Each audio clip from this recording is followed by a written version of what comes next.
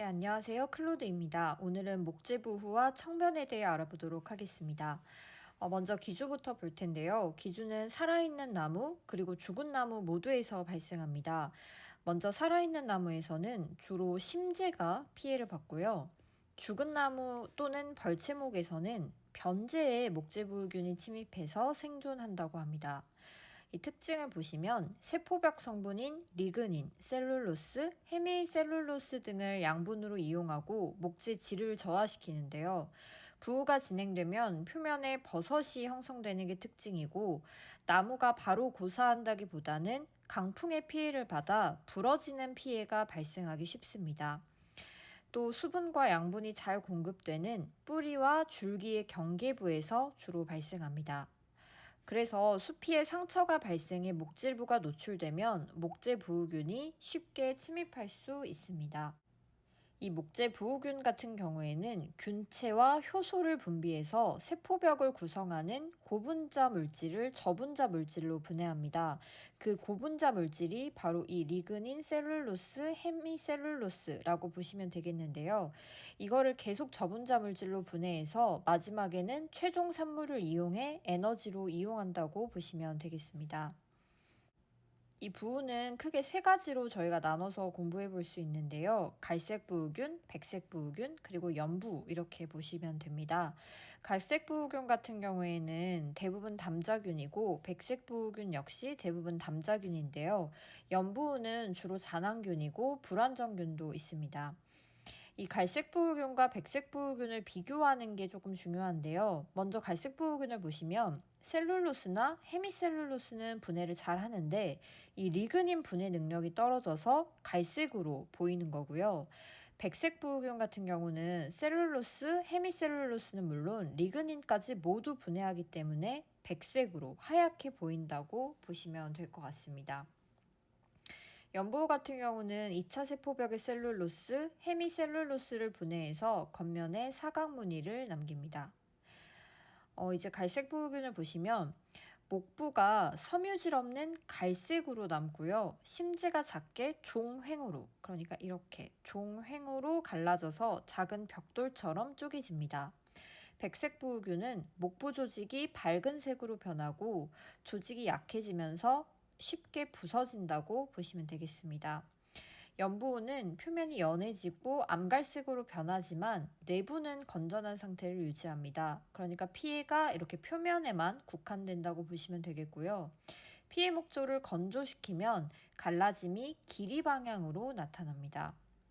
갈색 부우균 같은 경우에는 주로 침엽수에 나타나고요. 백색 부우균은 주로 화렵수에 나타납니다. 하지만 둘 다 침엽수, 화렵수 모두에서 나타나기는 한다는 점 기억해 두시면 좋을 것 같고요. 연부우 같은 경우는 살아있는 나무보다는 물로 포화되어 있거나 흙에 닿아 있는 목재, 그러니까 목재의 함수율이 높은 상태에서 발생한다고 보시면 되겠습니다. 그리고 이제 그 부우균들에 따라서 생기는 버섯은 이렇게 구분을 해볼 수가 있는데요. 갈색 부우균 같은 경우에는 꽃구름 버섯, 말굽 잔나비 버섯, 미로버섯, 붉은 덕다리 버섯, 조개버섯 등등이 있고요.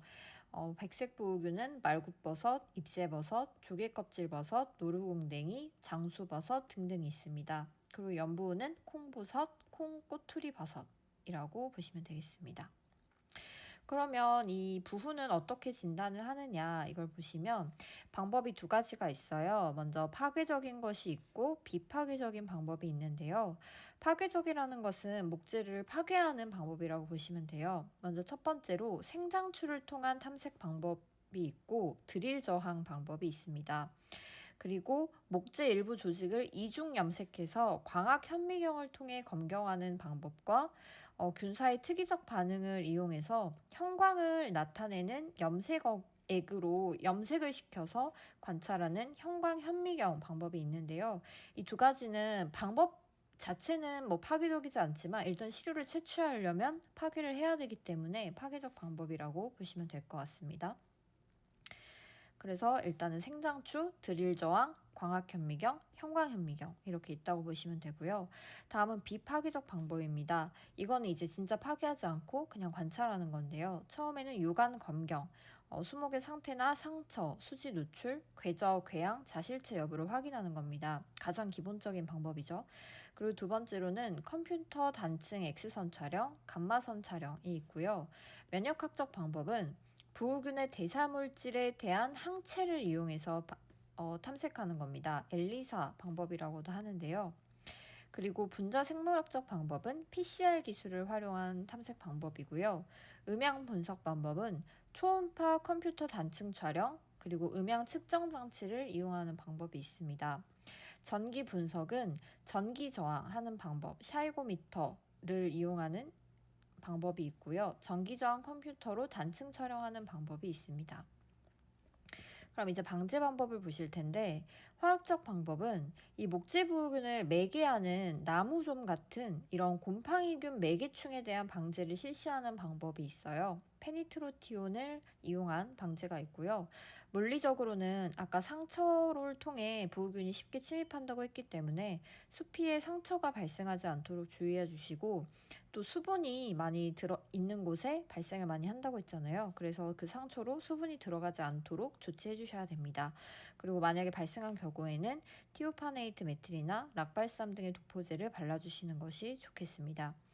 그리고 임업적 방법을 보시면 적기의 비배 관리, 수세를 건강하게 유지하시고 배수 관리와 통기성 관리를 하셔서 건강하게 수세를 유지해 주시는 게 좋겠습니다.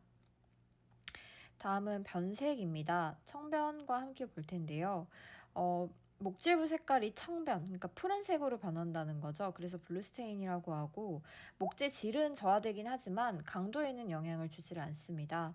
그리고 이거는 멜라닌 색소를 함유한 균사가 침엽수 방사유 조직의 침입 및 생장하면서 푸른색으로 변색시키는 것을 말합니다. 이 오염균 같은 경우에 이렇게 크게 4가지가 있는데요. 페니실리움, 아스퍼길러스, 푸사리움, 리조푸스 이렇게 있습니다. 그래서 이렇게 각각의 색을 나타내기 때문에 저는 이거를 외울 때 이 밑에 형광펜으로 이렇게 밑줄을 그었는데요. 각 색깔로 밑줄을 그어서 외웠어요. 푸사리움은 붉은색, 리조푸스는 회색, 뭐 이런 식으로. 아스퍼길러스는 반반이니까 이런 식으로 해서 저는 외웠거든요. 그래서 여기에서 녹색, 노란색, 검은색, 녹색, 붉은색, 회색 이런 식으로 해서 외우시면 될 것 같고, 오염균은 목재 표면에 서식하고요. 청변 곰팡이, 그러니까 진짜 청변균 같은 경우에는 벌채된 침엽수, 특히 소나무류 변지 부위에 가장 먼저 침입해서 빠르게 생장한다고 보시면 되겠습니다. 소나무좀 등 청공성 곤충의 침입 통로로 곰팡이균이 들어가기도 하기 때문에 이런 부분을 방제 이용해 주시면 되겠죠. 이 청변 같은 경우는 방제 방법이 명확한데요. 목재를 물로 포화시키면 된다고 합니다. 네, 오늘 이렇게 해서 부후와 청변까지 알아봤습니다. 감사합니다.